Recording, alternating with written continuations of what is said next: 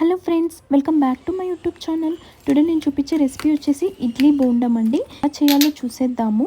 ఒక బౌల్లో ఇడ్లీ పిండి, ఆనియన్, బీట్రూట్ తురుము, గ్రీన్ చిల్లీ, జీలకర్ర, జింజర్, 1 కప్ మైదా పిండి, కొత్తిమీర, తగినంత ఉప్పు అండ్ కరివేపాకు వేసుకొని బాగా మిక్స్ చేసుకోవాలి. ఇలా పిండి మిక్స్ అయిన తర్వాత హీట్ అయిన ఆయిల్లో చిన్న చిన్న ఉంటల్లాగా వేసుకోవాలి. ఇలా ఎప్పుడైనా ఇడ్లీ పిండి మిగిలినప్పుడు ఈవినింగ్ స్నాక్స్ ఏం చేసుకోవాలో అర్థం కాదు కదండి. ఇలా చేసుకుంటే చిన్నపిల్లలు కూడా చాలా ఇష్టంగా తింటారు. ఇలా రివర్స్ వేస్తూ 2 సైడ్స్ కూడా కాలేలాగా చూసుకోవాలండి. వన్స్ ఇలా గోల్డెన్ బ్రౌన్ కలర్ వచ్చిన తర్వాత తీసేసేయాలి.